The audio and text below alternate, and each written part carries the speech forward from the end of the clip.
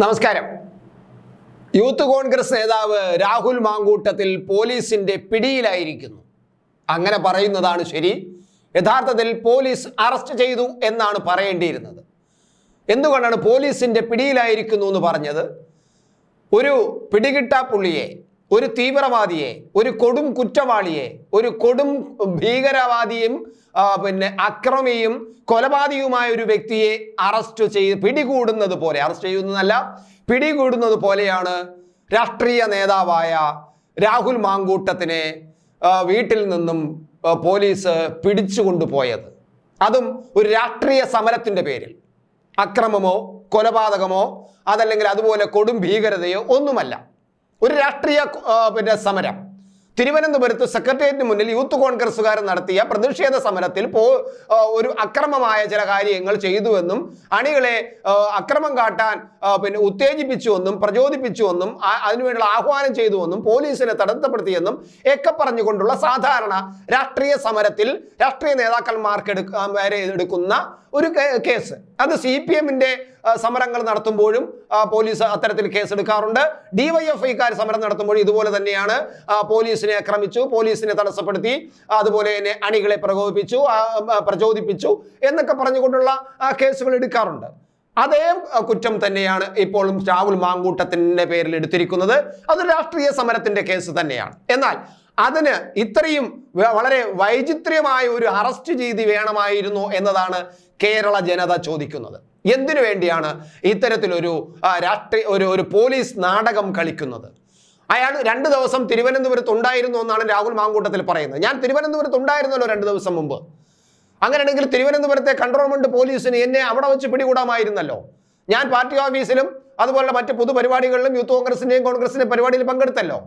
എനിക്കപ്പോൾ notice തരാമല്ലോ. അല്ലെങ്കിൽ അവിടെ വെച്ച് കാര്യങ്ങൾ പറഞ്ഞ് നിങ്ങളെ അറസ്റ്റ് ചെയ്യേണ്ടതുണ്ട്, കേസുണ്ട്, അല്ലെങ്കിൽ നിങ്ങളെ ചോദ്യം ചെയ്യാൻ വരണം എന്ന് പറഞ്ഞ് കൺട്രോൾമെന്റ് പോലീസ് സ്റ്റേഷൻ വിളിച്ചു വരുത്തിയിട്ട് അറസ്റ്റ് ചെയ്യാമല്ലോ. അങ്ങനെ എന്തെല്ലാം വഴികളുണ്ട് പോലീസിന്. പക്ഷേ ഇതൊന്നുമില്ലാതെ തിരുവനന്തപുരത്ത് കിടക്കുന്ന പോലീസ് പുലർച്ചെ ഒരു വൻ കൊടും കുറ്റവാളിയെ പിടികൂടുന്നത് പോലെ അയാളെ പിടികിട്ടാ പുള്ളിയാണ്. രാജ്യത്തിനും കേരളത്തിനും വളരെ ഗുരുതരമായ പ്രശ്നങ്ങൾ ഉണ്ടാക്കുന്നവനാണ്. അതുകൊണ്ട് അങ്ങനെ ഒരാളിനെ പിടികൂടുന്നത് പോലെ വീട് വളയുകയും അടൂരിലുള്ള അയാളുടെ അടൂർ മുണ്ടപ്പള്ളി എന്നാണ് അദ്ദേഹത്തിന്റെ വീട്, രാഹുൽ മാങ്കൂട്ടത്തിന്റെ വീട്. അങ്ങനെ അടൂരുള്ള മുണ്ടപ്പള്ളിയിലെ വീട്ടിൽ ചെന്ന് രാത്രി പുലർച്ചെ വീട് വളയുകയും എന്നിട്ട് കതവിൽ മുട്ടി വിളിക്കുകയും എന്നിട്ട് കതവ് തുറക്കുമ്പോൾ അമ്മയോട് പറഞ്ഞ് രാഹുൽ മാങ്കൂട്ടം എവിടെ എന്ന് പറഞ്ഞുകൊണ്ട് ഇടിച്ചു കയറി അമ്മയൊക്കെ ഇടിച്ചു മറിച്ചുകൊണ്ട് നേരെ ബെഡ്റൂമിലേക്ക് പോവുകയും ബെഡ്റൂമിൽ ചെന്ന് അയാളെ കഴുത്തിന് കുത്തിപ്പിടിച്ച് അറസ്റ്റ് ചെയ്യുന്നു എന്ന് പറയുകയും ചെയ്യുന്ന രീതി, ഇത് ജനാധിപത്യ പോലീസിന് ചേർന്നതാണോ എന്നതാണ് കേരള ജനത ചോദിക്കുന്നത്.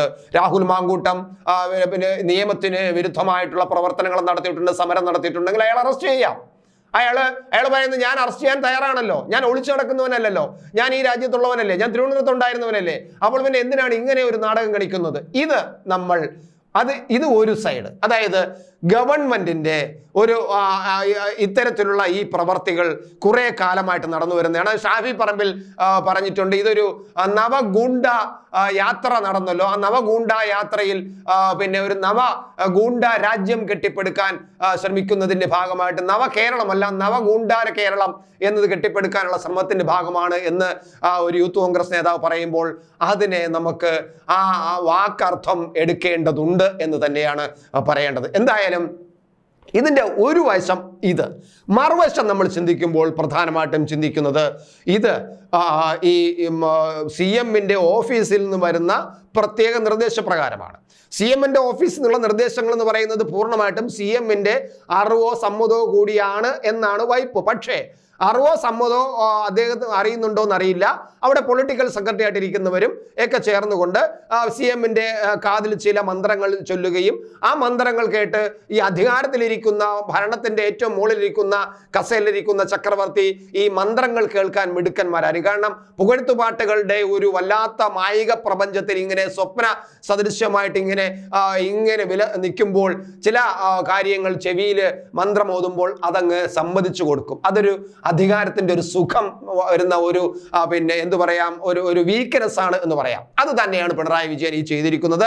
ഇത് ഒരു കാര്യം ആലോചിക്കുക, ഈ അറസ്റ്റും ഈ ബഹളവും കാണുമ്പോൾ ഇത് എന്താണ് ഗുണം എന്നത്, കേരള ജനത എങ്ങനെയാണ് ഇതിനെ ചിന്തിക്കുന്നതെന്ന് എന്തുകൊണ്ട് ഇവർക്ക് നേരത്തെ ചിന്തിക്കാൻ കഴിയുന്നില്ല?